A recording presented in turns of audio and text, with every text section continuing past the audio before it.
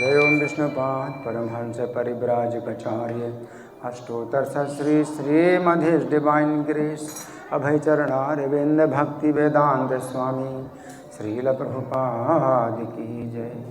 सब लोग कृपा करके घुटनों पर बैठें और माथे को जमीन में लगाएं। जब तक जयकारा होगा सब लोग घुटनों पर बैठें और माथे को जमीन में लगाएं। नित्य लीला प्रविष्ट ISKCON founder acharya saviour of the whole world Srila Prabhupada की जय। नामाचार्य हरिदास ठाकुर की जय। प्रेम से कहो श्री कृष्ण चैतन्य प्रभु नित्यानंद श्री अद्वैत गदाधर श्रीवासादि गौर भक्त वृंद की जय। श्री श्री राधा मदन मोहन ललिता विशाखा गोप गोपिका श्याम कुंड राधा कुंड गिरि गोवर्धन की जय। श्री श्री गौनिताय की जय। श्री श्री जगन्नाथ सुभद्रा बलदेव की जय। समवेत भक्त वृंद की जय। अनंत कोटि वैष्णव वृंद की जय। इस्कॉन वर्तमानाचार्य वृंद की जय। श्री कात्यायनी व्रत महामहोत्सव की जय। श्रील प्रभुपाद पुस्तक वितरण महामहोत्सव की जय।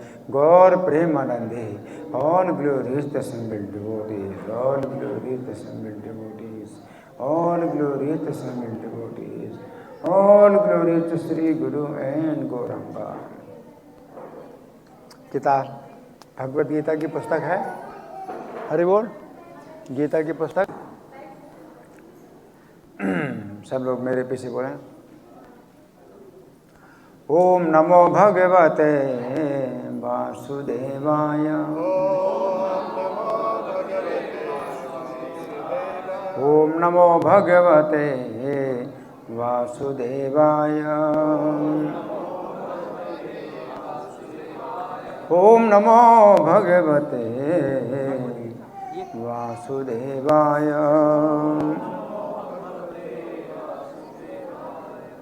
ग्रंथराज श्रीमद्भगवद गीता यथारूप अध्याय 2। अध्याय का नाम है गीता का सार। श्लोक संख्या 64। मेरे पीछे बोलिए। राग द्वेष विमुक्तस्तु विषयान इंद्रियश्चरण आत्मवश्यैर्विधेयात्मा प्रसादम अधिगच्छति। राग द्वेष विमुक्तस्तु विषयान इंद्रियश्चरण आत्मवश्यैर्विधेयात्मा प्रसादम अधिगच्छति। राग द्वेष विमुक्तस्तु विषयान इंद्रियश्चरण आत्मवश्यैर्विधेयात्मा प्रसादम अधिगच्छति। बोलिए। राग द्वेष विमुक्तस्तु विषयानिन्द्रियश्चरण आत्मवश्यैर्विधेयात्मा प्रसादं अधिगच्छति।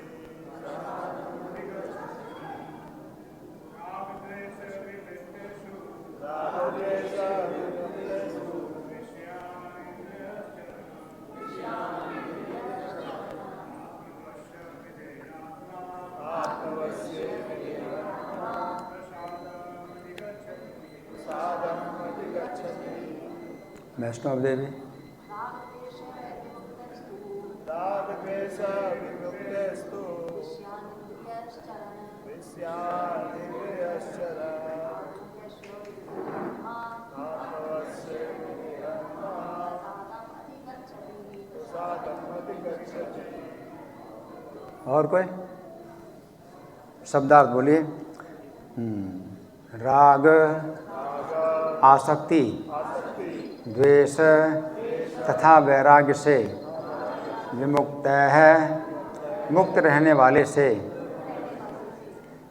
तो लेकिन विषयान इंद्रिय विषयों को इंद्रिय है इंद्रियों के द्वारा चरण भोगता हुआ आत्मवश्य है अपने वश में विधेय आत्मा नियमित स्वाधीनता पालक प्रसादम भगवत कृपा को अधिगच्छति प्राप्त करता है।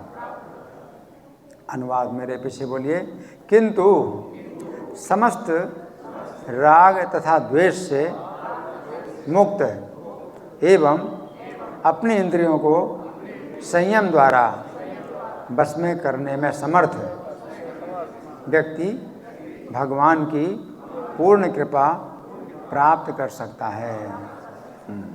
तो तात्पर्य पढ़ने से पहले समझेंगे इस श्लोक में भगवान क्या कह रहे हैं। इस श्लोक के शब्द हैं राग द्वेष विमुक्त है। तो एक शब्द है राग द्वेष विमुक्त है और फिर दूसरा शब्द है इंद्रिय है, तीसरा शब्द है आत्मवश्य है। ये तीनों एक ही प्रकार के शब्द हैं, एक दूसरे से जुड़े हुए हैं। जो राग द्वेष से विमुक्त हैं इंद्रियों के लिए बताया गया, बहुवचन में है। राग द्वेष से विमुक्त हैं इनके द्वारा, है ना। इंद्रिय है इंद्रियों के द्वारा। तो इंद्रियों की विशेषता क्या है? राग द्वेष से विमुक्त हैं इंद्रियां, है ना। तो इंद्रियों के द्वारा विषयांचरण विषयों को चर रहा है, कोई व्यक्ति चर रहा है ना। तो इंद्रिय है माने इंद्रियों के द्वारा, राग द्वेष विमुक्त है राग द्वेष से जो विमुक्त हैं। और आत्मवश्य है, ये भी इंद्रियों के लिए आएगी, अपने बस में है जो इंद्रियां। तो इंद्रियां कैसी हैं? राग द्वेष से विमुक्त हैं और अपने वश में हैं। इनके द्वारा क्या है? विषयान चरण, विषयों को चर रहा है। जैसे गाय घास चरती है, इंद्रियां विषयों को चरती हैं। चरण का मतलब चर रहा है ना। तो अगर कोई व्यक्ति, है ना, अपनी इंद्रियों के द्वारा विषयों को भोग रहा है, लेकिन इंद्रियां कैसी हैं? राग द्वेष से मुक्त हैं और अपने बस में हैं। तो विषयों को भोग रहा है, तो क्या होता है? प्रसादम अधिगच्छति, तो प्रसाद यानी प्रसन्नता को प्राप्त करता है, उसको बंधन नहीं होता, है ना। उसको जो है किसी प्रकार का जो है फिर वो बंधन में नहीं पड़ता है और उसका पतन नहीं होता है, विषयों से बंधता नहीं है ना। तो यहाँ पर विधेय आत्मा है ऐसा व्यक्ति, वो कैसा है? विधेय आत्मा है।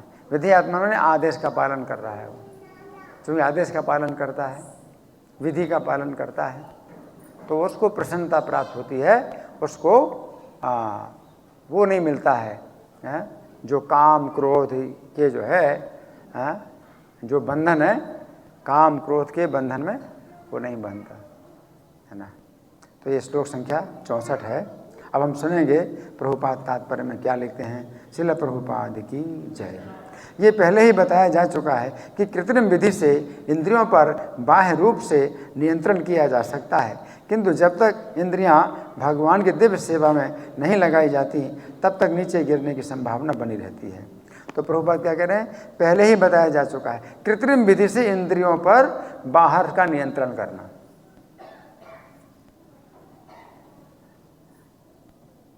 ये पहले से बताया गया। कृत्रिम एक तो तरीका होता है कि अपना पूरा फोर्स लगाना इंद्रियों के ऊपर, है ना। तो कोई व्यक्ति अपनी इंद्रियों पर पूरा फोर्स लगाता है नियंत्रण करने का, लेकिन कृत्रिम रूप से लगा रहा है क्योंकि इंद्रिय अपने बस में नहीं है। इंद्रिय अपने बस में नहीं है, इंद्रियों में राग द्वेष भरा हुआ है और अपना वो फोर्स लगा रहा है इंद्रियों के ऊपर, है ना। तो उसमें नियंत्रण नहीं हो पाता, है ना। तो ये जो बात है प्रभुपाद बता रहे हैं, ये श्लोक संख्या 59 में है। ये श्लोक संख्या 59 में है, विषया विनिवर्तन्ते निराहारस्य देहिनः रसवर्जम रसोप्यस्य परम दृष्ट्वा निवर्तते। निराहारस्य देहिनः, कि कोई व्यक्ति निराहार रहे। निराहार का मतलब है भोजन ना करे, निराहार। तो एक तो भोजन ना करना, इस निराहार कहते हैं। दूसरा, इंद्रियों को विषय भोग में नहीं लगाना, इंद्रियों को विषय भोग में नहीं लगाना, उसको भी निराहार बोलते हैं। निराहार यहाँ पर वो है कि विषय तो उसके दूर हो गए क्योंकि वो निराहार है। मतलब क्या है, 5 इंद्रियों के 5 आहार हैं विषय, है ना। तो अच्छा रूप नहीं वो देखता, निराहार हो गया। आँखों को निराहार कर रहा है कि जो सुंदर रूप है उसको नहीं देख रहा है ना। कानों को निराहार, सुंदर संगीत को नहीं सुन रहा, तो निराहार है ना। तो 5 ज्ञान इंद्रियां हैं। त्वचा है तो त्वचा को जो है निराहार रखना, ये मतलब जो स्पर्श है, स्त्री पुरुष का स्पर्श है तो उससे अलग रखना है, तो त्वचा का निराहार हो गया, है ना। श्रोत्रम चक्षु स्पर्शनम रसनम, और जिह्वा को जो है स्वादिष्ट भोजन नहीं खिलाना, तो ये भी निराहार। जिह्वा जो इंद्रिय है इसको निराहार उसने रखा। श्रोत्रम चक्षु स्पर्शनम रसनम घ्राणम, और नासिका को सुंदर अच्छी सुगंध नहीं देना, तो नासिका को भी निराहार। तो 5 इंद्रियों को निराहार उसने रखा हुआ है ना। तो विषय तो दूर होगा कि उसने निराहार रखा है, लेकिन रसवर्जम, उसका रस फिर भी दूर नहीं होता है। जैसे उसको अवसर मिलेगा तो इंद्रियां जो है भागेंगी कि वो चाहिए मुझे, तो उसका रस दूर नहीं होगा, है ना। लेकिन फिर ये 59वें श्लोक में भगवान का रसवर्जम रसोप्य से परम दृष्टवा निवट। लेकिन परम, अगर भगवान का दर्शन कर लिया उसने, भगवान का उसने रसास्वादन कर दिया, उसकी इंद्रियों को भगवान का रस मिल गया, तो जो है तो फिर रस दूर हो जाता है। इस श्लोक संख्या 59 में भगवान ने बताया परम दृष्टवा निवर्ते। तो दृष्टवा का मतलब है अगर भगवान का रूप दर्शन कर लिया तो सुंदर रूप का जो है फिर उसको कुछ भी रस नहीं होता है कि सुंदर रूप देखे तो उसको कोई रस मिलेगा कि अरे है, तो वो जो है फिर उसका नीरस हो जाता है ना। तो भगवान का रूप उसी प्रकार से भगवान का स्पर्श, तो भगवान का स्पर्श मिल जाए तो जो है उसको फिर जो है स्त्री पुरुष का जो स्पर्श है उसमें उसको फिर रस नहीं मिलेगा, रस दूर हो गया, है ना। कानों में अगर भगवान की कथा जाती है तो वो परम दृष्टवा, दृष्टवा का मतलब देखना, तो देखने का मतलब सुनना भी, देखना भी, छूना भी, ये सब जो है उसी के अंदर आ गए। तो कानों में अगर भगवान की कथा का जो है उसको रस मिल गया, अब जो है वो संसारी जो बातें हैं, है ना, विषयों की कथा है, तो उसको फिर उसमें कुछ भी रुचि नहीं रहेगी, वो रस चला गया। श्रोत्रम चक्षु स्पर्शनम रसनम, और भगवत प्रसाद का रसास्वादन, भगवान के प्रसाद का रसास्वादन।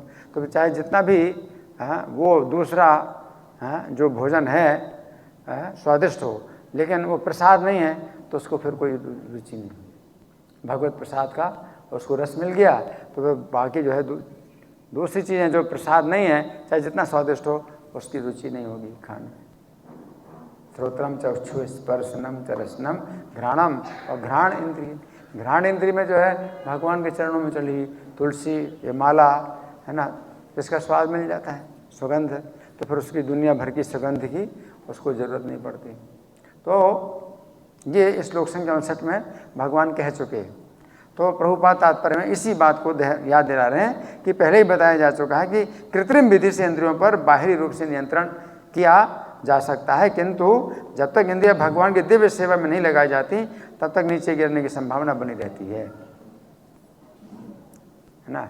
तो प्रभुपाद क्या बताए कि अगर आपने भगवान का जो सुंदर रूप है उसका दर्शन नहीं किया, भगवान के सुंदर रूप का दर्शन नहीं किया, तो चाहे जितना भी आप जो है अपनी इंद्रियों का आपने रोका कि भाई मैं मतलब नहीं सुंदर रूप नहीं देखूंगा, भौतिक माया के रूप नहीं देखूंगा सुंदर, लेकिन वो रस जो है फिर भी बना रहेगा, रस बना रहेगा, और कहीं मौका मिला तो फिर वो इंद्रियां भागेंगी,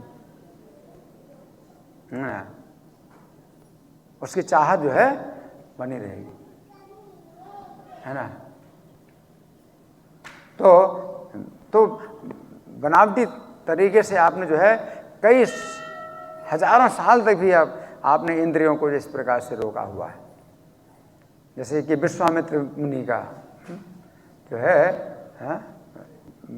आता है वर्णन कि वे जो है 10,000 साल तक तपस्या करते रहे, 10,000 साल तक तपस्या करते रहे। लेकिन जब मेनका आई तो उन्होंने अपनी इंद्रियों को ऐसे मतलब रोका हुआ था, कृत्रिम रूप से रोका हुआ था। तो भक्ति की विधि में इंद्रियों को भगवान की सेवा में नहीं लगाया था। इंद्रियों को भगवान की सेवा में लगाने का मतलब आँखों से भगवान का रूप का दर्शन करो, जीवा से जो है भगवान के प्रसाद का आस्वादन करो, है ना। स्पर्श है के द्वारा भक्तों के शरीर का स्पर्श करना, है ना। और है जितनी भी इंद्रियां हैं, है ना, तो दर्शन और सुनना, तो भगवान की कथा सुनना, तो इंद्रियों को भगवान की सेवा में लगाना। तो अगर इंद्रियों को भगवान की सेवा में ना लगाए तो बनावटी तौर से, कृत्रिम रूप से, है ना, कोई व्यक्ति इंद्रियों को चाहे जितना भी नियंत्रण करे वो रस नहीं जाएगा, है। तो उन्होंने कितना जो है साल तक तपस्या की, हजारों साल तक तपस्या की। और जब मेनका आई उनके सामने तो उसके पैरों के जो है जो नूपुर थे, हाँ, वो बजे और वो जो है उसमें गिर गए, अपनी तपस्या से गिर गए। तो भक्ति में जो है मतलब इतनी शक्ति है कि इंद्रियां जब भगवान की भक्ति में लग जाएं, भगवान की सेवा में लग जाएं, तो फिर जो है माया के जो विषय हैं फिर उनका रस नहीं रहता। ये चीज़ है।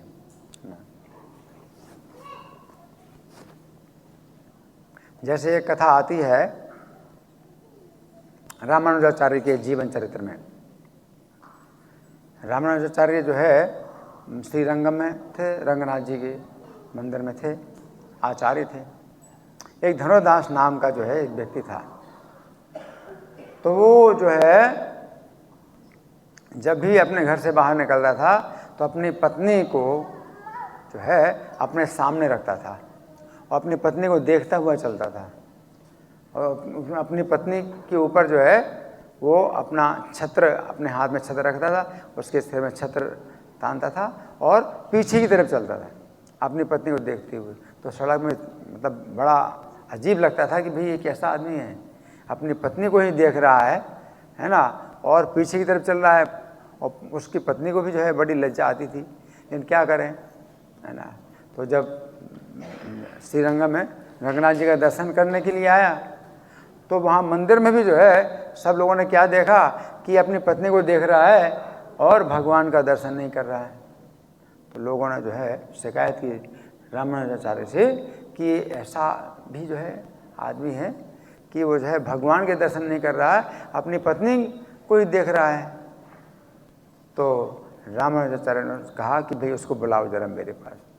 तो बुलाया और पूछा कि भाई क्या बात है, तुम अपनी पत्नी का दर्शन कर रहे हो, भगवान का दर्शन नहीं कर रहे।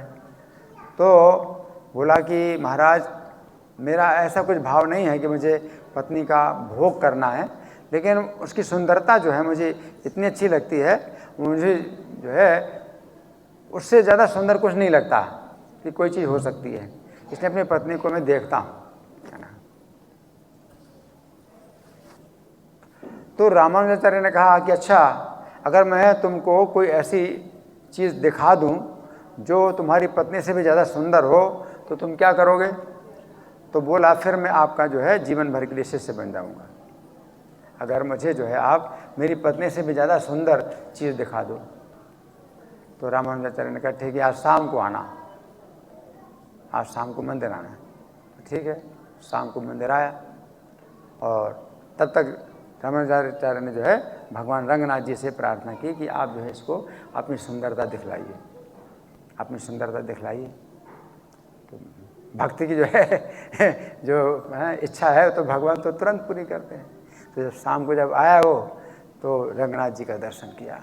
अब रंगनाथ जी का दर्शन किया, अब उसको लगा कि अरे मेरी पत्नी तो कुछ भी नहीं है इनके सामने, इनका सौंदर्य कितना, कैसा सौंदर्य है ना। अब अपनी पत्नी का सौंदर्य फीका पड़ गया। रंगनाथ जी का दर्शन किया, बोला कि अब मैं आपका जो है शिष्य बन जाता हूँ, क्योंकि आपने मुझे जो है ऐसा जो है दर्शन कराया भगवान का। तो कहने का मतलब ये है कि अगर कोई व्यक्ति जो है भगवान का दर्शन कर ले तो फिर माया के जो रूप हैं उसके लिए फिर क्या हो जाते हैं, फीके पड़ जाते हैं। लेकिन अगर कोई व्यक्ति भगवान के रूप का दर्शन नहीं करता, जैसे विश्वामित्र जी ने तपस्या करी, तो वो जो है वो कृत्रिम नियंत्रण है, इंद्रियों पर कृत्रिम नियंत्रण है। कितने हजार साल तक उन्होंने जो है मतलब कुछ नहीं ना सब प्रकार के विषयों का त्याग किया, ना अच्छा खाना है और ना कोई अच्छा स्पर्श करना, ना अच्छा सुनना, कोई नहीं, सब विषयों का त्याग किया, पांचों प्रकार के विषयों का त्याग किया, निराहार रहे, पांचों इंद्रियों से निराहार रहे, अच्छा खाना नहीं, अच्छा देखना नहीं, सब कुछ। लेकिन उसके बाद हजारों साल के बाद भी जो है जैसे ही वो माया का रूप आया तो क्या हो गए, गिर गए, आकर्षित हो गए, है ना। लेकिन कृष्ण में जो है जब आसक्ति हो जाए और कृष्ण में आसक्ति हो जाए तो फिर माया जो है फिर उसके लिए फीकी हो जाएगी, माया फीकी हो जाती है, जो विषय है वो फीके हो जाते हैं। तो यहाँ प्रभुपाद ये बता रहे हैं कि ये पहले ही बताया जा चुका है, यानी 59वां श्लोक, विषया विनिवर्तन्ते निराहार सुदेहिनः रसवर्जम रसोप्य से परम दृष्टवा निवर्तते। इसमें पहले ही बताया जा चुका है कि कृत्रिम विधि से इंद्रियों पर बाहरी रूप से नियंत्रण किया जा सकता है, किंतु जब तक इंद्रियां भगवान के दिव्य सेवा में नहीं लगाई जाती तब तक नीचे गिरने की संभावना बनी रहती है, नीचे गिरने की संभावना। तो ये जो है उस श्लोक में बताया गया था और यहाँ प्रभुपाद तात्पर्य में ये लिख रहे हैं आगे। यद्यपि पूर्णतया कृष्ण भावना भावित व्यक्ति ऊपर से विषय स्तर पर क्यों ना देखे। अब देखो यहाँ पर क्या है, विषयों को भोग रहा है और तो भी उसका जो है मन में जो है कोई राग द्वेष होता ही नहीं। एक व्यक्ति है जिसने इंद्रियों को जो है मतलब विषयों से पूरी तरह से हटाया हुआ है और बड़े कठोर जो है तपस्या में लगा हुआ है, मतलब किसी प्रकार के इंद्रियों को भोग नहीं दे रहा है ना, और बड़ी कठोर तपस्या में लगा हुआ है ना, तो भी जो है उसका जो रस है विषयों का जो रस है वो नहीं जाता। और यहाँ पर क्या हुआ, राग द्वेष समाप्त हो गया, क्योंकि वो भगवान की भक्ति में लगा हुआ है। अब माया के जो है जो विषय हैं वो अगर उसको मिलते भी है तो उसको राग द्वेष होते ही नहीं, राग द्वेष होता नहीं। तो माया के जो विषय हैं उनमें राग द्वेष होता है। राग द्वेष का मतलब क्या है कि जैसे कि स्त्री पुरुष का आकर्षण है ना, तो ये राग है। अब उसको बोलते हैं प्रेम, नहीं प्रेम तो है ही नहीं, प्रेम तो संभव ही नहीं है। स्त्री पुरुष का जो आकर्षण है ये होता है राग, अपनी इंद्रिय तृप्ति के कारण जो है उसका राग होता है ना। तो विवाह हो जाता है तो उसको लव मैरिज बोलते हैं, प्रेम विवाह बोलते हैं। नहीं प्रेम नहीं है, लव नहीं है, वो तो राग है। और फिर जब विवाह हो जाता है फिर किसी कारण से इंद्रिय तृप्ति में बाधा आती है तो फिर द्वेष होता है, तो तलाक हो जाता है। तो राग द्वेष है। माया के जो है जितने भी विषय भोग हैं इनमें क्या होता है, राग और द्वेष होता है। कोई भी विषय होता है आपको जो है पहले उसमें राग होता है, उसके बाद फिर जो है उसमें द्वेष होता है। तो राग द्वेष जो है ये है। लेकिन यहाँ पर भगवान के राग द्वेष विमुक्तस्तु इंद्रिय, इंद्रियों में राग द्वेष नहीं रहा और वो इंद्रियों उन इंद्रियों से विषयों को जो है चल रहा है, विषयों को भोग रहा है।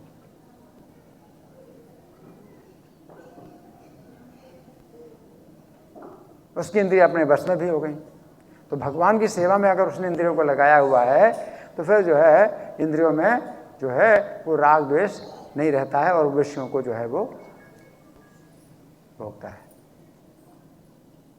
अब जैसे धनुर्दास की कथा मैंने बताई, तो धनुर्दास जो है अब अपनी पत्नी के साथ है, अब अपनी पत्नी के साथ है, लेकिन अब उसके रूप में जो है उसका राग द्वेष नहीं रहा, अब राग द्वेष नहीं रहा, है ना।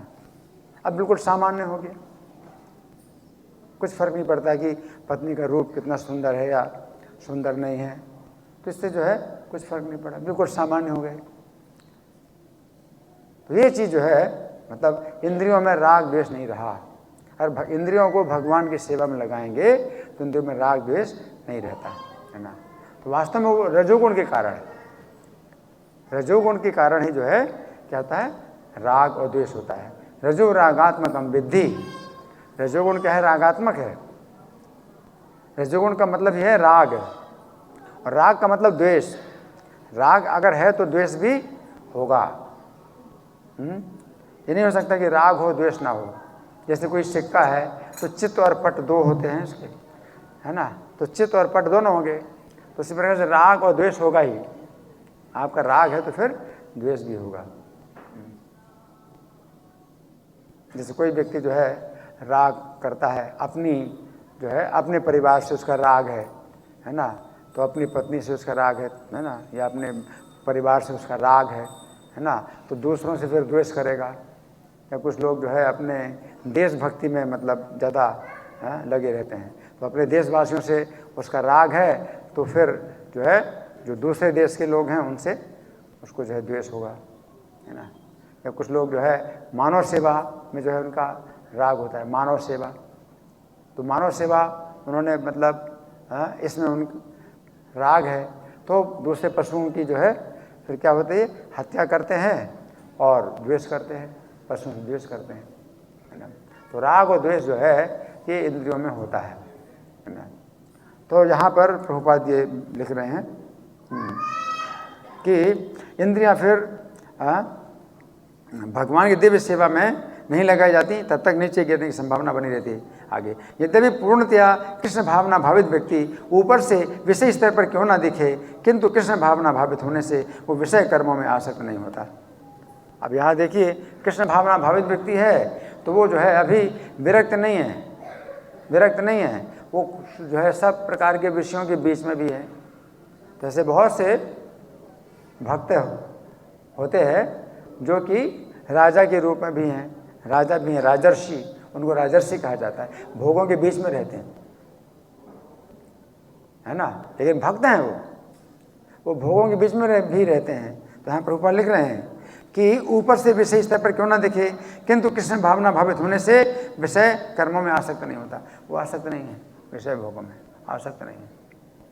जैसे पुंडरीक विद्यानिधि है ना, तो पुंडरीक विद्यानिधि जो है चैतन्य महाप्रभु की लीला में पुंडरीक विद्यानिधि बहुत बड़े भक्त थे, लेकिन वो कैसे थे, बहुत धन संपत्ति थी और बड़े जो है मतलब कपड़े अच्छे पहनना, रेशमी वस्त्र धारण करना और जो है खूब सुगंधित बालों में तेल लगाना, है ना, और एक सेवक उनको चमर डुला रहा, दूसरा सेवक उनको पंखा कर रहा है, और सामने जो है वो पीकदान है, वो पान चबा रहे हैं।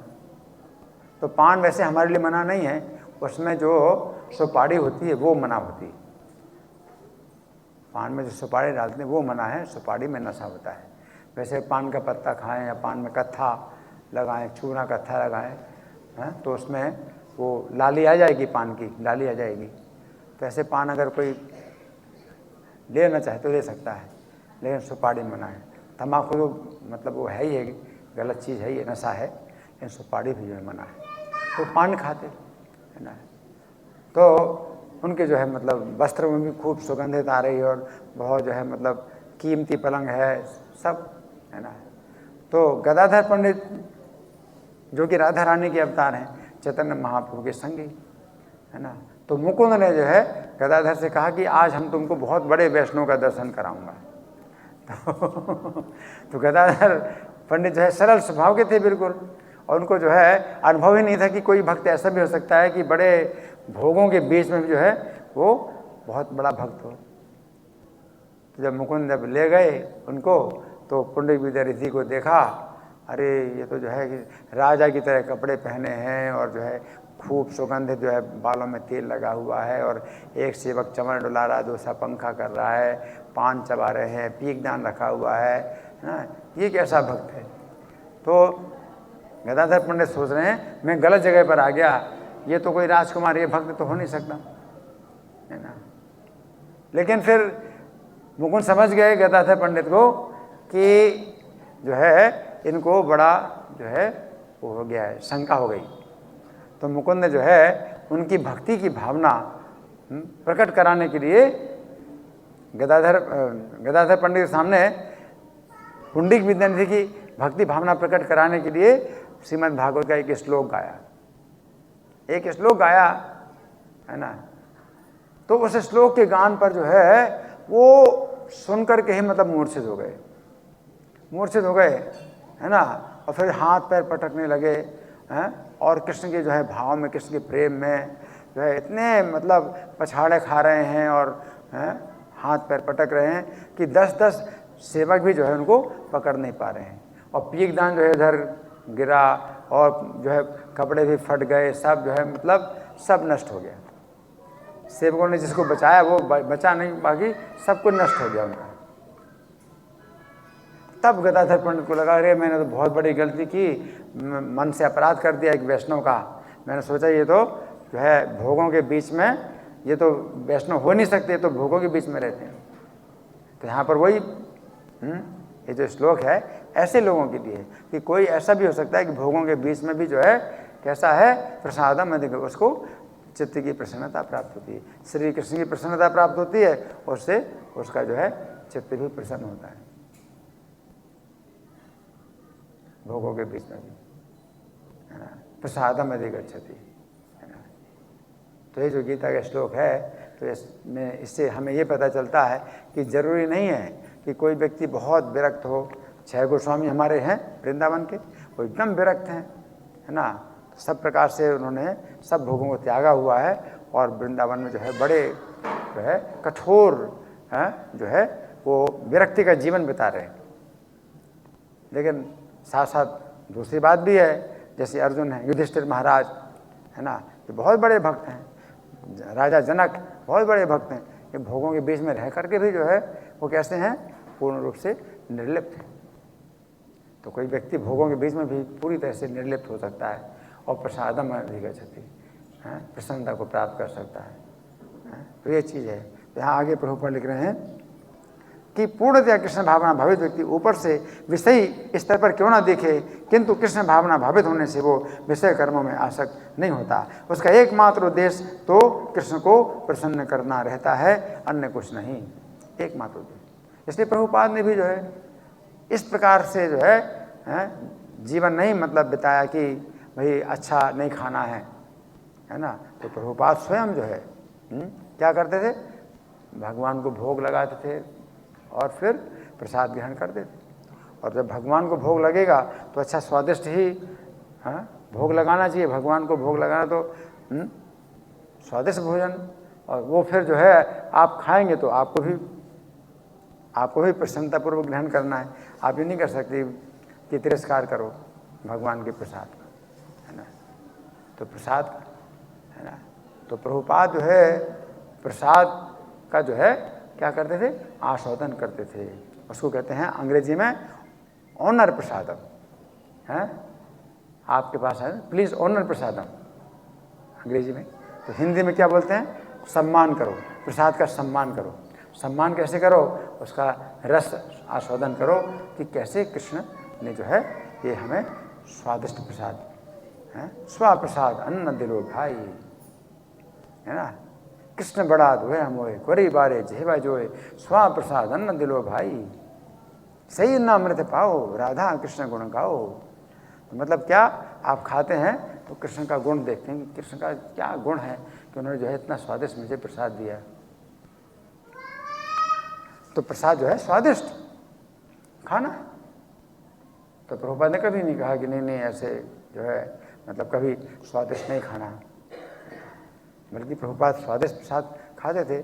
जब प्रभुपाद कलकत्ता में थे, है ना, मतलब बहुत पहले जब इस्कॉन नहीं बना था, प्रभुपाद कलकत्ता में थे और दूसरा विश्व युद्ध चल रहा था।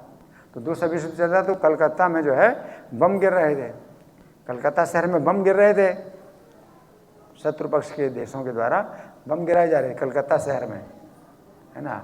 और लोग जो है उस समय अपना पराया कुछ नहीं जान रहे हैं और भाग रहे हैं, इधर से उधर भाग रहे हैं, इधर से उधर भाग रहे हैं। लेकिन इधर उधर से भागने से क्या फर्क पड़ता है, कुछ फर्क नहीं पड़ता। बम कहाँ कब किसके ऊपर गिर रहा है कुछ पता तो है नहीं, लेकिन फिर भी भाग रहे हैं। और प्रभुपाद बड़े आराम से जो है प्रसाद ग्रहण कर रहे हैं। तो सबने कहा, अरे आप प्रसाद ग्रहण कर रहे हो, हाँ, आपको लगता नहीं कि बम गिर रहे हैं कलकत्ता में? बोले, मैं प्रसाद ग्रहण कर रहा हूँ, मैं आनंद ले रहा हूँ, मुझे क्यों तंग कर रहे हो, मुझे क्यों डिस्टर्ब कर रहे हो, मैं प्रसाद ग्रहण कर रहा हूँ। तो प्रभुपाद प्रसाद का आनंद ले रहे हैं।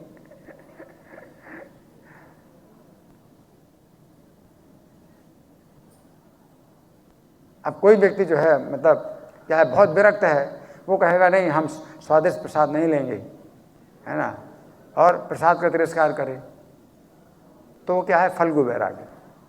प्रापंचिक तया बुद्धिया हरि संबंधी वस्तुना, प्रपंच मान करके भाई ये स्वादिष्ट है, मुझे इंद्रियों को जो है वो विषय भोग नहीं देना है, स्वाद नहीं देना अपनी जिह्वा इंद्रिय को, तो मैं त्याग कर रहा हूँ उसको। तो प्रपंच मान करके भगवान से संबंधित वस्तुओं का जो त्याग करता है, तो क्या है, फल्गु वैराग्य है। तो फल्गु वैराग्य तुच्छ है, ऐसा वैराग्य तुच्छ है ना। तो इसमें क्या है, प्रसाद स्वादिष्ट प्रसाद, तो भक्त लोग जो है क्या है, सम्मान करते हैं, प्रसाद का सम्मान करते हैं, है ना। तो प्रभुपाद ने जो है स्वादिष्ट प्रसाद के द्वारा ही लोगों को आकर्षित किया। अगर प्रभुपाद जो है जो संडे को जो क्लास देते थे, अगर प्रसाद ना खिलाते तो कोई नहीं आता। कुछ लोग आए, है ना, कीर्तन किया तो कीर्तन में फिर भी रोकते, और प्रवचन वो जो है फिर नहीं सुनते, प्रवचन नहीं सुनते, कीर्तन सुनते और फिर चले जाते हैं, प्रवचन नहीं सुनते। लेकिन प्रवचन के बाद प्रसाद है तो जो है प्रसाद के कारण लोग रोकते थे, और प्रभुपाद प्रसाद अपने हाथ से बनाते थे और खिलाते थे, है ना। तो ये स्वादिष्ट प्रसाद, और प्रभुपाद ने कहा कि हमेशा प्रसाद स्वादिष्ट होना चाहिए, और ऐसा प्रसाद होना चाहिए स्वादिष्ट है कि जिसको भूख नहीं वो भी खाए। कभी हैदराबाद में जो है कुछ भक्त लोग प्रसाद वितरण कर रहे थे, तो प्रभुपाद ने चखा प्रसाद और कहा कि ये स्वादिष्ट नहीं है। प्रभुपाद ने कहा कि ये प्रसाद स्वादिष्ट नहीं है, ये तो ऐसा प्रसाद है कि जिसको भूख लगी वो भी नहीं खाएगा, है ना। प्रसाद तो ऐसा होना चाहिए, इतना स्वादिष्ट होना चाहिए कि जिसको भूख नहीं लगी वो भी खाए। तो अच्छा स्वादिष्ट प्रसाद बनाओ, है ना।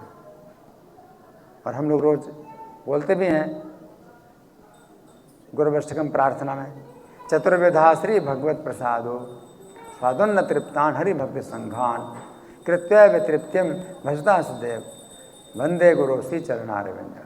कि गुरु के चरणों की मैं वंदना करता हूँ, वे तृप्ति का अनुभव करते हैं जब वो देखते हैं कि भक्त लोग 4 प्रकार का जो स्वादिष्ट प्रसाद खा करके तृप्त हो गए। इस्कॉन में जो है मतलब बड़ी मतलब ये मान्यता है कि भाई यहाँ जो है बड़ा स्वादिष्ट प्रसाद होता है। तो कोई कोई जो है लोग जो है 80 किलोमीटर से गाड़ी ड्राइव करके आते हैं इस्कॉन का प्रसाद पाने के लिए, संडे फीस्ट। भाई किसी ने बताया कि मैं जो है 80 किलोमीटर जो है ड्राइव करके इस्कॉन के संडे फीस्ट में प्रसाद पाने आता था, इतना स्वादिष्ट प्रसाद। ये विशेष बात है। इस तरह से क्या होता है कि इनको जो है मतलब फंसाया जाता है, जैसे मछली को फंसाया जाता है ना, तो मछलियाँ फंसती हैं, है ना। तो उसी तरह से इस्कॉन में जो है ये स्कीम है कि फंसाया जाता है, स्वादिष्ट प्रसाद के द्वारा फंसाया जाता है ना। तो ये इंद्रियाँ जो है ये भगवान की सेवा में, ये भी भगवान की सेवा है। आप भगवान का प्रसाद ग्रहण करते हैं, स्वादिष्ट प्रसाद ग्रहण करते हैं, भगवान की सेवा है। और शुरू में ये भी कहा जाता है कि खाओ तो यहाँ तक खाओ, गले तक खाओ, है ना। आगे चल कर के फिर जो है आप नॉर्मल भी आधा पेट ही ग्रहण करना फिर वो सब होता है। शुरू में गले तक खाओ। तो ये जो है मतलब ये है कि भगवान की, ये भी भगवान की सेवा है। आप प्रसाद ग्रहण करते हैं, ये भी भगवान की सेवा है। यहाँ प्रभुपाद लिख रहे हैं कि पूर्णतया कृष्ण भावना भावित व्यक्ति ऊपर से विषय स्तर पर क्यों ना दिखे, किंतु कृष्ण भावना भावित होने से वो विषय कर्मों में आसक्त नहीं होता। उसका एकमात्र उद्देश्य तो कृष्ण को प्रसन्न करना रहता है, अन्य कुछ नहीं। अतः वो समस्त आसक्ति तथा विरक्ति से मुक्त होता है। तो वही राग द्वेष, आसक्ति विरक्ति मतलब राग और द्वेष से मुक्त होता है ना। तो फिर उसको जो है इन चीज़ों में ज़्यादा राग द्वेष नहीं रहता है ना। आगे चल कर के फिर वो भी होना चाहिए कि प्रसाद जो है अगर मान लो स्वादिष्ट नहीं है तो भी उसका जो है आप जो है आदर करो, आगे चल कर के आदर करो। प्रसाद है और चाहे कितना भी स्वादिष्ट हो, अगर प्रसाद नहीं है तो उसका आदर नहीं करना, उसका आदर नहीं करना। अब राग द्वेष इस प्रकार का हो गया कि अगर भगवान का प्रसाद है तो आपकी आसक्ति है उसमें, और भगवान का प्रसाद नहीं है तो आप विरक्त हैं, द्वेष, राग द्वेष है। अब राग द्वेष उस तरह इस भावना इस कारण से नहीं है कि इंद्रियों के आधार पर राग द्वेष है कि आपको कितना स्वादिष्ट लग रहा है। अब राग द्वेष इस तरह हो गया कि भगवान को भोग लगा है तो जो है ये आपकी आसक्ति हो गई इसमें, और भगवान को भोग नहीं लगा तो आप द्वेष करें। तो द्वेष तो है, राग द्वेष अभी भी है, लेकिन अब उस इंद्रियों के आधार पर राग द्वेष नहीं है ना। हाँ, प्रभुपाद लिख रहे हैं आगे, कृष्ण की इच्छा होने पर भक्त सामान्यतया अवांछित कार्य भी कर सकता है, किंतु यदि कृष्ण की इच्छा नहीं है तो उस कार्य को भी नहीं करेगा जैसे वो सामान्य रूप से अपने लिए करता हो, है ना। तो यहाँ प्रभुपाद क्या बता रहे हैं कि अवांछित कार्य जो आपकी इंद्रियों को अच्छा नहीं लग रहा है, कृष्ण की इच्छा है तो आप करेंगे। राग द्वेष, जैसे अर्जुन का जो है, अर्जुन का क्या है कि अभी अपने परिवार में राग है ना, तो अपने कुटुंब में जो है युद्ध वो नहीं करना चाहते, है ना। वो अपने कुटुंबियों को नहीं मारना चाहते, युद्ध नहीं करना चाहते, है ना। लेकिन कृष्ण की इच्छा है। अब कृष्ण की इच्छा समझ करके अर्जुन जो है जब कर रहे हैं, है ना, तो वो क्या है, अवांछित है, अर्जुन को अच्छा नहीं लग रहा, लेकिन कृष्ण की इच्छा है तो वो कार्य करते हैं। ये भक्त जो है अपना, अब उसकी बुद्धि मान लो मन में, आपके मन में आ रहा है, आपका मन कह रहा है कि ये काम मुझे अच्छा नहीं लगा, आपके मन को अच्छा नहीं लग रहा है, लेकिन कृष्ण की आज्ञा है कि करो तो आप करेंगे। तो बुद्धि, मन के ऊपर बुद्धि है तो बुद्धि के अनुसार आप कार्य करेंगे। बुद्धि आपकी शुद्ध है, मन आपको शुद्ध नहीं है, इसलिए मन जो है नहीं चाहता करना, तो आप मन को मार करके आप वो कार्य करते हैं, है ना। तो भक्त जो है फिर बुद्धि के अनुसार जो है वो कार्य करता है। अर्जुन ने फिर जो है बुद्धि के अनुसार कार्य किया कि कृष्ण की आज्ञा है तो मुझे अपने कुटुंबियों का वध करना है, युद्ध करना है, जबकि वो नहीं करना चाहिए। उनका मन जो है कहता है कि ना करें, है ना। तो ये जो है ये है। अतः कर्म करना या ना करना उसके बस में रहता है, क्योंकि वो केवल कृष्ण के निर्देश के अनुसार ही कार्य करता है। तो उसमें आत्मवश है, उसकी इंद्रियां अपने बस में हो गई, उसकी इंद्रियां अपने बस में हो गई, है ना। तो इंद्रियों में अब राग द्वेष नहीं रहा, या राग द्वेष अगर है भी तो उनके बस में नहीं होता। वो भक्त जो है अपनी इंद्रियों के राग द्वेष के बस में नहीं होता, या इंद्रियों में ही राग द्वेष नहीं होता, जो भी हो, दोनों बातें हैं। आगे प्रभुपाद लिखते हैं, यही चेतना भगवान के अहत्व की कृपा है जिसकी प्राप्ति भक्त को इंद्रियों में आसक्त होते हुए भी हो सकती है। तो इंद्रियों में आसक्त है ना। तो इसलिए मतलब हम लोग जो है मतलब इस प्रकार की विधि नहीं बताते कि भाई ये सब ना लो, ये सब ना लो, ये ना करो, ये ना करो, हाँ, बल्कि इसमें हम सबसे पहले क्या बताते हैं कि ये करो, वो करो, यानी भगवान की, है ना, भगवान का प्रसाद है, ग्रहण करो, है ना। तो जो भी कार्य होते हैं कि ना करो ना करो, तो ये जो है उनके हैं जो निर्विशेषवादी हैं, वो भगवान के रूप को नहीं मानते, निराकारवादी हैं, भगवान के रूप को नहीं मानते, तो वे जो है कृत्रिम विधियों के द्वारा इंद्रियों को जो है करते हैं, बस में करते हैं। तो निराकारवादी जो भगवान के रूप को नहीं मानते हैं, तो फिर अपनी इंद्रियों को कैसे भगवान की सेवा में लगाएंगे? भगवान का रूप ही नहीं, भगवान का रूप है और भगवान के गुण हैं, तो हम अपनी इंद्रियों को भगवान की सेवा में लगा सकते हैं। तो जो भक्ति योग है तो ये जो है बहुत प्रैक्टिकल है। इसमें जो है कोई व्यक्ति बड़ी आसानी से विषयों के जो है बंधन से छूट सकता है। अब वो विषयों के बंधन से छूट गया और उसको जो सुख मिलता है प्रसादम अधिगच्छति, तो प्रसादम का मतलब है इंद्रियों से परे आनंद है, इंद्रियों से परे आनंद प्राप्त होता है? सुखम आत्यंतिकम यत्तत् बुद्धि ग्राह्यम अतीन्द्रियम, है ना। तो वो सुख आत्यंतिक सुख प्राप्त होता है उसको भगवान की प्रसन्नता से, वो आत्यंतिक सुख प्राप्त होता है जो अतीन्द्रियम, इंद्रियों से अतीत है, इंद्रियों से अतीत है।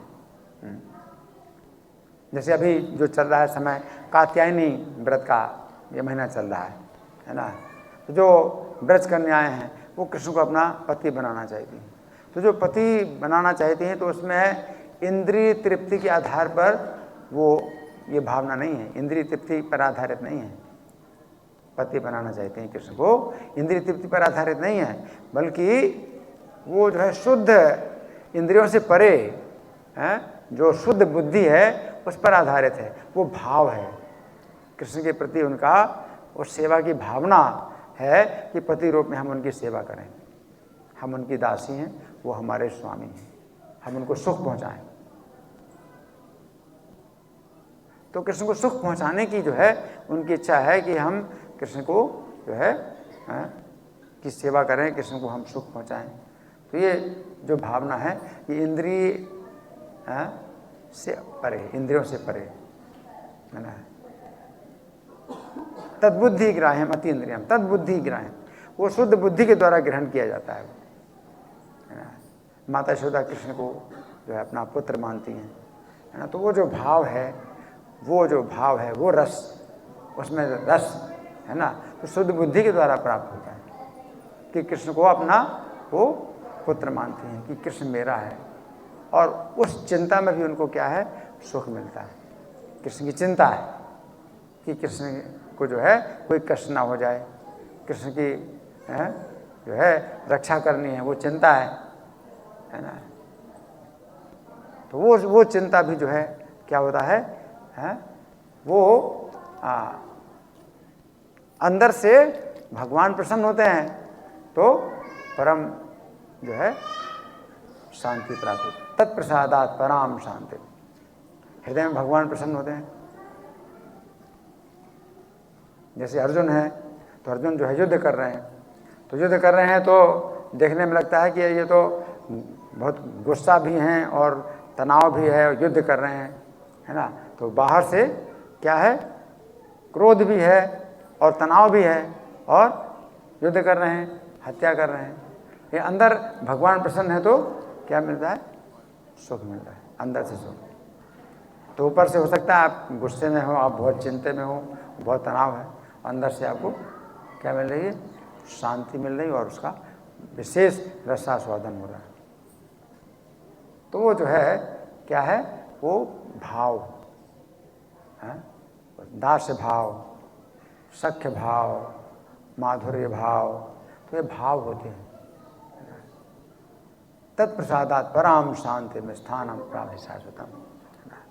तो यहाँ पर ये बताया गया है। अब थोड़ा मैं श्री भगवान ने कहा से पढ़ूँगा, तो आप लोग सुनिए बड़े ध्यान से। इसमें इस श्लोक की व्याख्या काफ़ी विस्तृत है।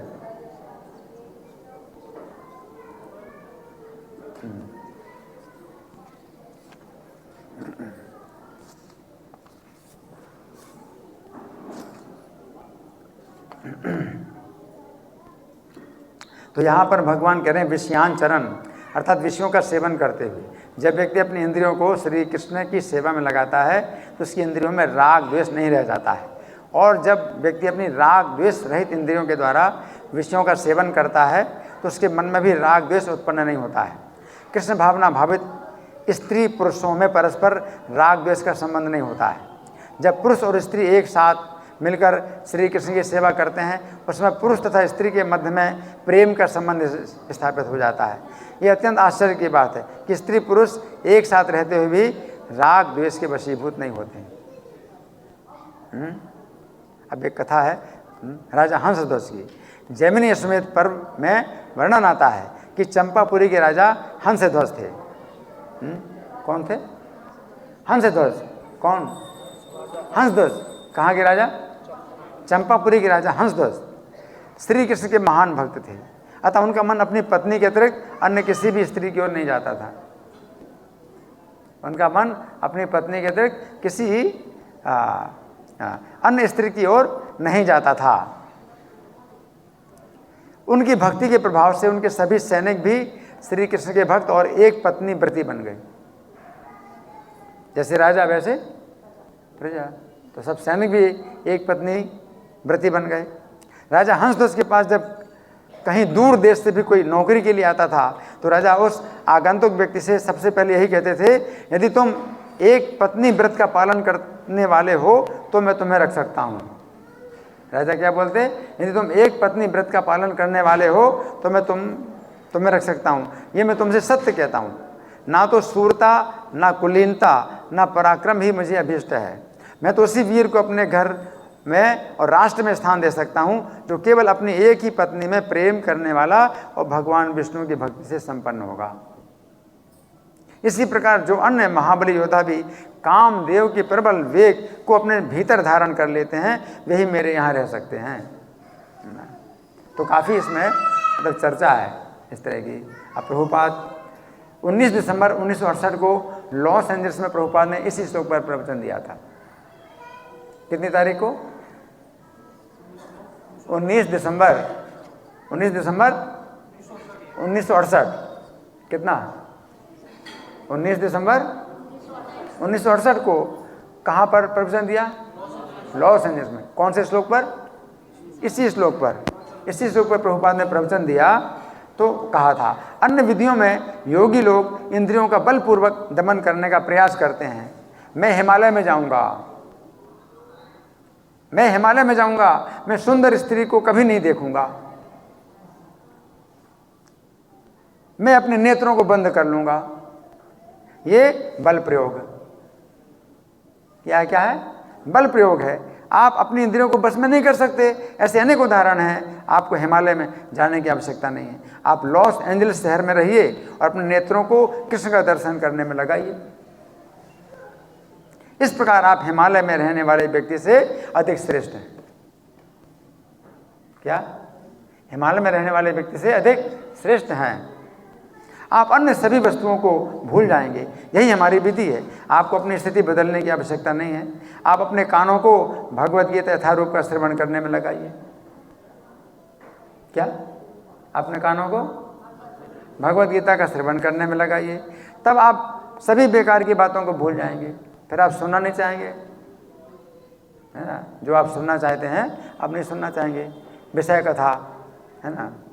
आप अपने नेत्रों को श्री कृष्ण के अर्चा विग्रह के सौंदर्य का दर्शन करने में लगाइए। आप अपनी जिह्वा को कृष्ण प्रसाद के आस्वादन में लगाइए। आप अपने पैरों को इस मंदिर की ओर आने में लगाइए। तो फिर आप और दूसरी दिशा में नहीं जाएंगे, है ना? अपने पैरों को इस मंदिर की ओर आने में लगाइए। आप अपने हाथों को कृष्ण की सेवा में लगाइए। आप अपनी नासिका को कृष्ण को अर्पित पुष्पों की सुगंधि में लगाइए। फिर आपकी इंद्रियां कहाँ भागेंगी? वे सभी ओर से बंध जाएंगी। इस प्रकार सफलता निश्चित है। आपको अपनी इंद्रियों को बलपूर्वक बस में करने की आवश्यकता नहीं है कि ये मत देखो, ये मत करो, वो मत करो। नहीं, आपको केवल कार्य बदलना है। इससे आपको सहायता प्राप्त होगी, है ना? तो ये जो है मतलब भक्ति योग की जो विधि है इसलिए बहुत सरल है। भक्तियों की विधि इसलिए बहुत सरल है क्योंकि इसमें इंद्रियों को जो है हम जो है बलपूर्वक नहीं रोकते हैं, है ना? जो बलपूर्वक इंद्रियों को दूसरे प्रकार का सुख प्राप्त होता है। तो परम दृष्ट्वा निवर्तते। इंद्रियों को जब परम सुख प्राप्त होगा तो निकृष्ट सुख को जो है वो अपने आप त्याग देंगे, है ना? तो ये विधि है ना?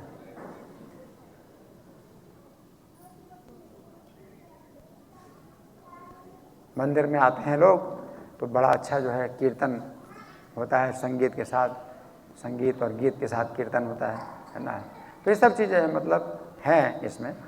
लेकिन फिर साथ साथ ये भी है कि फिर आपको जो है क्या है कि ऐसी शक्ति मिल जाएगी कि हरे कृष्ण मंत्र का जाप करने में अभी मन नहीं लगता। हरे कृष्ण मंत्र का जाप करने में मन नहीं लगता, जिसमें तो संगीत भी नहीं है। संगीत है, कीर्तन में तो संगीत है, हरे कृष्ण का जाप करने में आपका मन नहीं लगता है ना, तो फिर आप जो है बड़ी आसानी से आप जो है जाप करने में मन लगाएंगे। कि जब शुद्धिकरण हो जाता है मन का तो फिर आप जो है ऐसे कार्य भी करेंगे जो आपके मन को नहीं अच्छा लगता और आप करेंगे, है ना। तो वो बुद्धि जो है शुद्ध होती है। आप जब प्रवचन सुनते हैं और कृष्ण के संदेश सुनते हैं, कृष्ण कथा सुनते हैं, है ना, तो इसमें प्रश्नोत्तर भी होना चाहिए, तो प्रश्नोत्तर करते हैं तो फिर संशय दूर होते हैं। तो फिर आपका जो मन है कहता है कि ये ना करो, ये ना करो, लेकिन वो शास्त्र साधु आचार्य कहते हैं ये करो, तो आपको फिर वही करना है। तो अपने मन को आप जो है फिर मारेंगे, मन को वश में करेंगे, तो ये कार्य बड़ा सरल हो जाता है, और नहीं तो संभव नहीं है ना।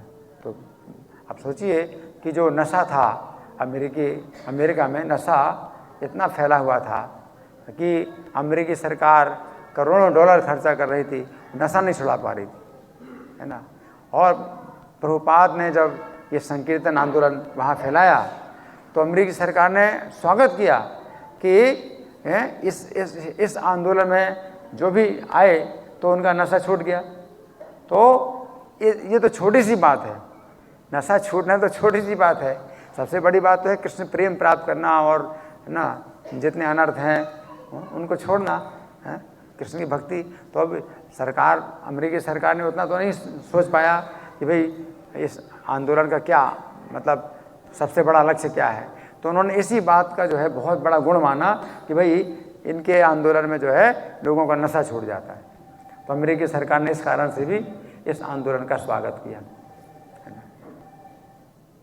तो कैसे तो प्रभुपाद कहते हैं कि सरकार जो है नशा तो उनको छुड़ा रही है ना, तो ये बेकार का काम तो छुड़ा रहे कि भाई बेकार का काम मत करो, या अच्छा काम दे नहीं रहे, हम इनको अच्छा काम दे रहे हैं तो बेकार का काम छोड़ रहे हैं।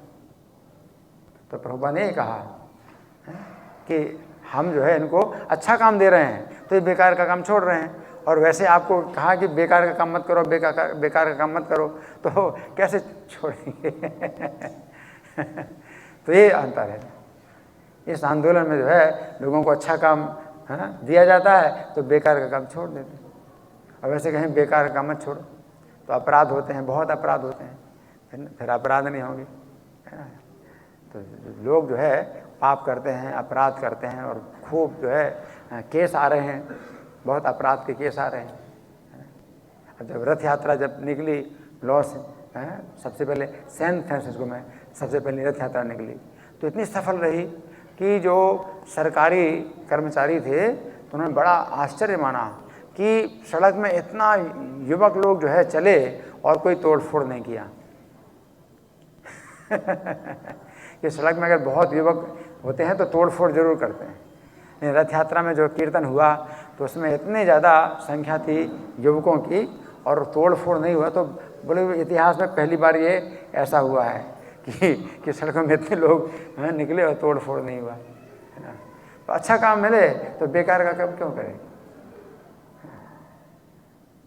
तो ये जो है मतलब सिद्धांत है। तो आज के श्लोक में भगवान ही बता रहे हैं कि प्रसादम अधिगच्छति, तो उसको प्रसन्नता प्राप्त होती है ना, है ना।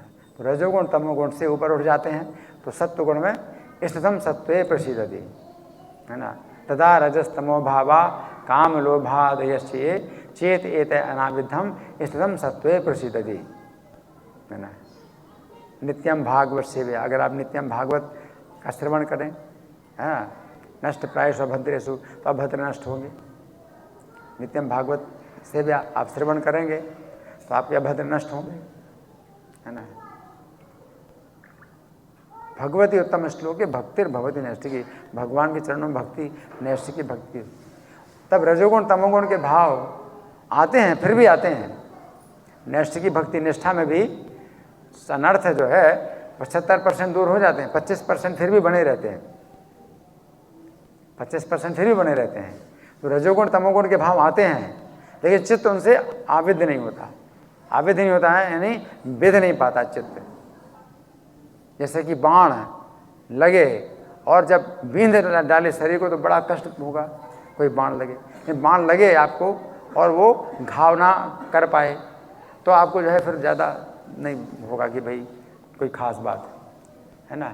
तो रजोगुण तमोगुण के जो भाव हैं वो बाण की तरह हैं, चित्त को बेध देते हैं, तो फिर बेचैन व्याकुल होता है व्यक्ति। लेकिन वो लगते हैं, रजोगुण तमोगुण के भाव आते हैं, लेकिन चित्त जो है उनसे आबिद नहीं होता है, तो चित्त प्रसन्न होता है। सत्वगुण में चित्त प्रसन्न हो जाता है। प्रसादम अधिगच्छति, प्रसाद की प्राप्ति। तो यहाँ प्रसाद का मतलब भगवान की प्रसन्नता है ना, तो भगवान की प्रसन्नता प्राप्त होती है ना। अब हमारे पास कुछ समय है, तो आप लोगों के साथ में कुछ विचार, कोई चर्चा, कोई मंथन, कोई प्रश्न, या मैं प्रश्न करूं? कोई प्रश्न? मैं प्रश्न करूं? मैं प्रश्न करूं? ठीक है, तो मैं प्रश्न कर रहा हूं।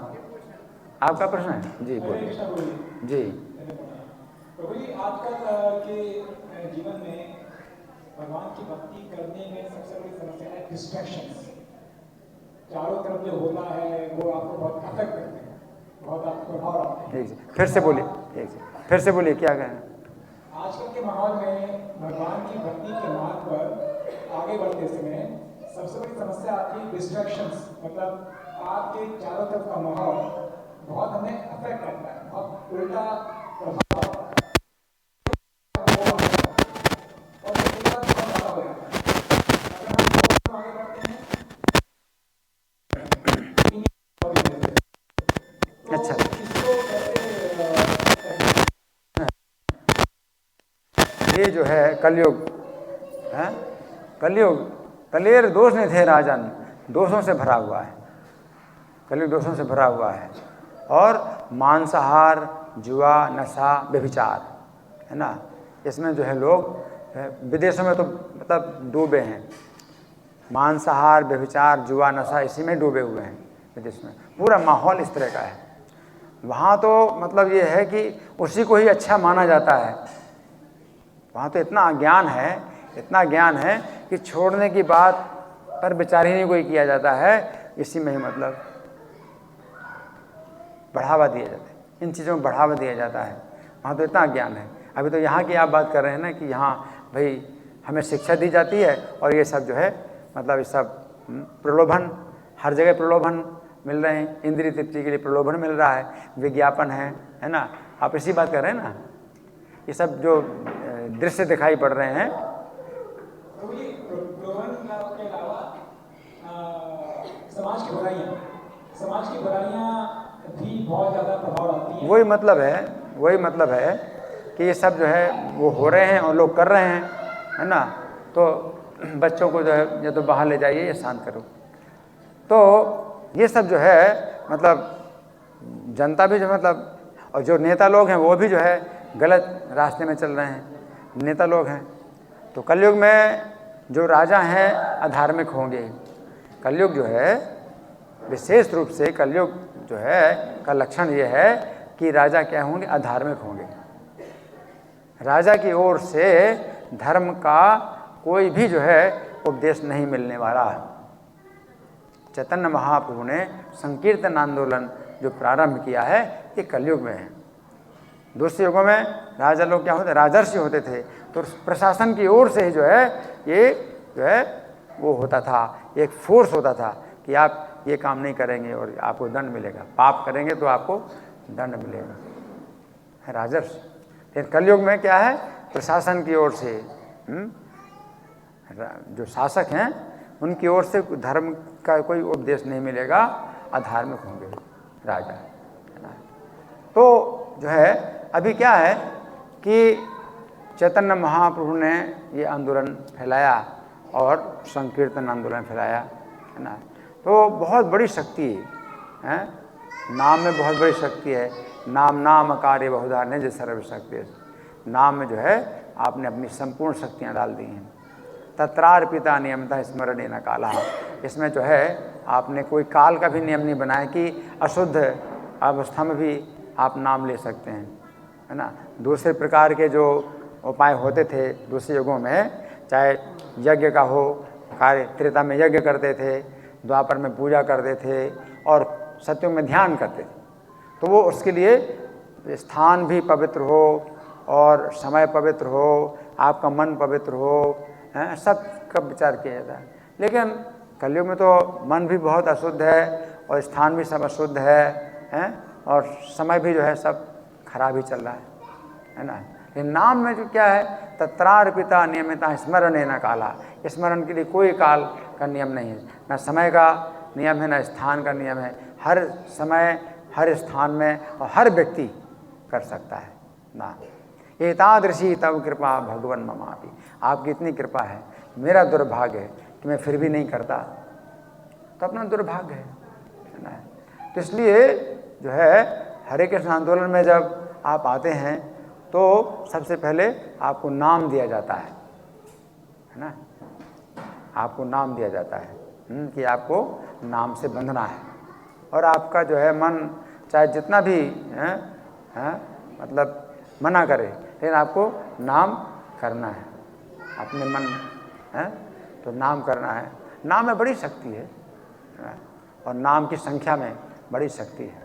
तो हरिदास ठाकुर जो है जब नाम की संख्या करते थे, है ना, तो जब वेश्या आई, है ना, तो उन्होंने जो है मतलब उसको कहा तुम बैठ जाओ मेरे पास, तुम मेरे पास बैठो और मैं नाम की संख्या पूरी कर लूँ, फिर तुम्हारे साथ जो है वो सब कुछ है, तुम्हारी इच्छा पूरी करूँगा। उसको भी बिठाया, है ना। तो इतनी नाम में शक्ति है ना। तो नाम को जो है अगर आप जो है कि संख्या का अगर आप जो है रक्षा करते हो, कि भी संख्या की चिंता करते हो, नाम की संख्या की चिंता करते हो, तो आपकी जो है बड़ी रक्षा होती है। इसलिए आप जो है मतलब कई लोग ऐसे बोलते हैं कि भाई हम इसमें बंधना नहीं चाहते, हम माला में नहीं बंधना चाहते, हम संख्या में नहीं बंधना चाहते हैं, हमारी जब इच्छा होगी तो हम नाम करेंगे, और जब श्रद्धा होगा और बड़ा जो है अपने मन में भाव आएगा तो नाम करेंगे। अब मन में श्रद्धा नहीं है तो फिर नाम करने से क्या फ़ायदा, मन में अशुद्ध है, मन में उल्टे विचार आ रहे हैं तो हम नाम क्यों करें। तो इस तरह की बातें जो है जो बोली जाती हैं, तो उससे क्या होगा, अपना ही नुकसान होगा, अपना ही दुर्भाग्य। अगर आप नियम बनाते हैं, क्योंकि नाम में कोई नियम नहीं है ना, तो आपकी इतनी कृपा है कि आपने अपना नाम दे दिया और उसमें कोई नियम नहीं बनाया। लेकिन हमारा दुर्भाग्य कि हम नियम बनाते हैं। इस समय नाम नहीं करना है, इस समय अशुद्ध समय चल रहा है, अशुद्ध अवस्था है, हमारा मन अशुद्ध है ना, समय अशुद्ध है, स्थान अशुद्ध है ना। तो इस तरह से जो है हम नियम बनाते हैं तो फिर अपना ही दुर्भाग्य है। लेकिन कोई नियम नहीं है ना। आप संख्या का नियम करो, नाम की संख्या का नियम करो, है ना, और कोई नियम मत करो। नाम की संख्या सबसे पहले पूरी करो, ठीक है ना। और फिर जो है उससे ऊपर भी जितना करो वो भी कम है, लेकिन कम से कम का जो है नाम संख्या करो। तो ये जो है मतलब रक्षा कर, बड़ी रक्षा होती है ना। तो प्रभुपाद ने जो है मतलब भक्तों को जब दीक्षा थी, दीक्षा के लिए जो है ये नियम बनाए, 4 नियमों का पालन करो, है ना, 4 नियमों का पालन करो, 16 माला जप करो, है ना। तो माला जप बहुत ज़रूरी है। 4 नियम जो है ये इसीलिए है कि आपका जो है माला में जप करो और एकाग्रता होगी, है ना। लेकिन फिर भी माला पर जप जो है करना जरूरी है, चाहे आप 4 नियम का पालन करो ना करो, माला पर जप करो जरूर, है ना। तो इसलिए माला पर जप जो है सबसे पहले बताया जाता है कि चाहे जितने भी आप जो है अशुद्ध कर्म में लगे हुए हैं, लेकिन माला जप करो, ठीक है ना। तो नियम जो है यही है कि आप माला जप करो। 1 माला करोगे तो 1 माला का नियम बनाओ, 2 माला, फिर 3 माला का नियम बनाओ। तो हर व्यक्ति को जो है, किसी भी व्यक्ति को अगर आप जो है मिलते हो तो जो है माला नाम दीजिए। और प्रभुपाद की पुस्तक, आप प्रभुपाद की पुस्तक देते हैं तो पुस्तक को पढ़ेगा तो वो समझेगा कि हम शरीर नहीं हैं। अभी सबसे बड़ा अज्ञान आज की शिक्षा जो दे रही है वो क्या दे रही है कि अगला जीवन नहीं है, इस शरीर के साथ हैं आप खत्म हो जाएंगे। आप शरीर हैं और शरीर के साथ आप खत्म हो जाएंगे, कोई आगे कोई कहानी नहीं है। ये शिक्षा इतनी घातक, इससे बड़ा जो है नुकसान और कोई नहीं, इससे बड़ा कोई नुकसान नहीं, सबसे बड़ा नुकसान ये है। और आज की शिक्षा यही दे रही है। और हमारे जो पुस्तकें हैं, प्रभुपाद की पुस्तकें हैं, सबसे पहले इसी अज्ञान पर प्रहार कर रहे हैं, इसी अज्ञान पर प्रहार कर रहे हैं। तो ये पुस्तकों के द्वारा ये ज्ञान प्राप्त हो, और आप नाम जप करो और पुस्तक पढ़ो, है ना। आप रोज पुस्तक पढ़ो और नाम जप करो, तो क्या है कि आप इस भावना में हमेशा रहेंगे कि ये जो है जीवन जो है, अगर मान लो कुछ कष्ट मिल रहा है तो पिछले जीवन के कर्मों के कारण मिल रहा है, तो इससे कितना बल मिलता है। कोई कष्ट आपको मिल रहा है तो कितना बल मिलेगा कि पिछले जन्म के कुछ कर्म होंगे, वही बात वही है। और अभी हम जो कर्म कर रहे हैं अगले जीवन के लिए, वो जो है हमारी सुरक्षित हो जाएगी, हमारी सुरक्षा होगी अगले जीवन में। कितना बल मिलता है ना। तो बहुत प्रलोभन होने के बावजूद भी आपकी जो है ये तपस्या है। अब भगवान के इदम तेना तपस्या है, जो तपस्वी नहीं उसको ये गीता का उपदेश नहीं देना। तो यहाँ पर तपस्या का जो है सबसे पहला जो सिद्धांत है वो यही है कि आप नाम की तपस्या करो। नाम की तपस्या का सबसे पहला सिद्धांत है, ठीक है ना। आपके प्रश्न का उत्तर हो गया, ठीक है। और कोई प्रश्न है या मैं प्रश्न करूं? हाँ माता जी।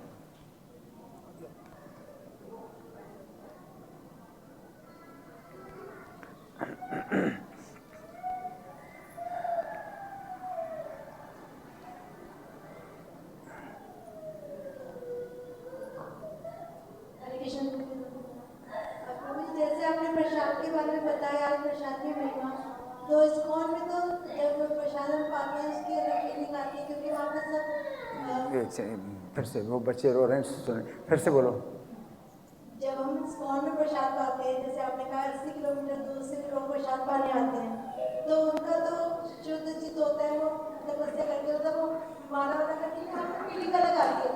लेकिन जैसे हम ग्रस्त हैं और मैं अगर सुबह प्रसाद बना रही हूँ, लेकिन मुझे किसी चीज़ से मैं बच्चों के ऊपर गुस्सा हो गई या मेरे किसी से कुछ दूर मैं हो गई, तो मेरी चेतना पूरी खराब हो जाती है। मैं चाहे दिखाने के लिए, सुनने के लिए अपने पास लेक्चर भी लगाती हूँ, भजन भी चलाती हूँ, वैष्णव सॉन्ग भी चलाती हूँ, लेकिन अंदर से मेरा मन वो बड़ा कुट करता रहता है। तो वो प्रसाद मतलब हम लोग उसमें कैसे अच्छा कर पाए कि हम जब प्रसाद की इतनी महिमा हमने सुनी है, लेकिन वो चीज़ नहीं आ पाती घर पर।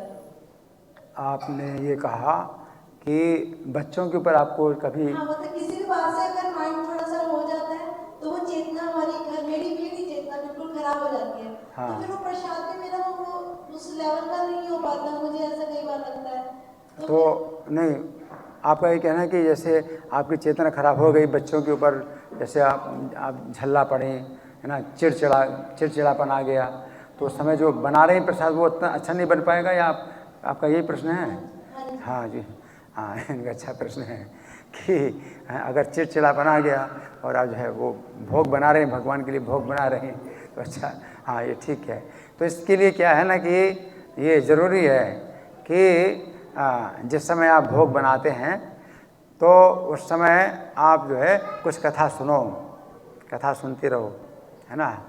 और चिड़चिड़ापन अगर मन में आता भी है तो आपको जो है अपनी बुद्धि से उसको रोकना है ना।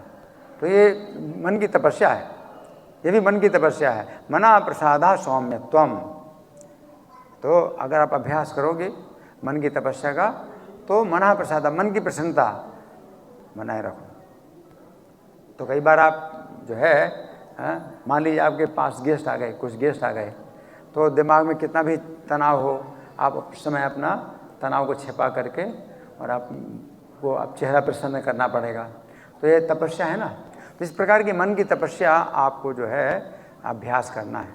अगर तपस्या अभ्यास करोगे, चिड़चिड़ापन आ रहा है ना, रजोगुण के कारण चिड़चिड़ापन आता है, लेकिन अगर आप रोज नित्यम भागवत से या तो रजोगुण तमोगुण के भाव में दूर होंगे, सत्वगुण में चित्त प्रसन्न हो जाएगा, है ना। और सब मतलब आ जाता है, धैर्य भी आ जाता है, और भक्तों की संगति में भी कि दूसरी माताजी हैं तो उनके सामने भी बच्चे ऐसे चंचलता करते हैं, उनके अंदर फिर भी चिड़चिड़ापन नहीं आता है। अगर देखोगे, उनकी संगति करोगे तो उससे भी आपको बहुत बल मिलेगा। तो इसलिए भक्तों की संगति भी, जो भक्त होते हैं तो हमें जिन कार्यों में चिड़चिड़ापन आ रहा है, और जो दूसरे भक्त होते हैं वो फिर भी बिल्कुल स्थिर रहते हैं, शांत रहते हैं, है ना, और उस समय वो ज़्यादा बोलते ही नहीं हैं कि चिड़चिड़ापन आ रहा है तो चुप ही रहते हैं। तो वो सब जो है भक्तों की संगति में और कृष्ण कथा सुनने में और इस तरह से सत्वगुण जो है का जो है जब विकास होगा, रजोगुण तमोगुण के भाव कम होंगे तो जो है वो विचार आएंगे, चिड़चिड़ापन आएगा, रजोगुण का चिड़चिड़ापन आएगा, क्योंकि 75% तो आपको सत्वगुण आ गया, 25% अभी रजोगुण तमोगुण है, तो चिड़चिड़ापन आएगा। लेकिन वो जो है आपके चित्त को व्यथित नहीं करेगा और आप दब जाएगा। तो धीरे धीरे आप, अब वो परसेंटेज आप मतलब आप जो है देखोगे तो 1%, 2%, फिर ऐसे धीरे धीरे परसेंटेज बढ़ेगा। एकदम से नहीं होता कि भाई एकदम से आप चित्त प्रसन्न हो जाए और कुछ ना हो, तो ऐसा नहीं है। लेकिन वो परसेंटेज जो है धीरे धीरे आपका जो है बनेगा। ठीक है ना जी। अभी हमारे पास कुछ समय है, आपका प्रश्न।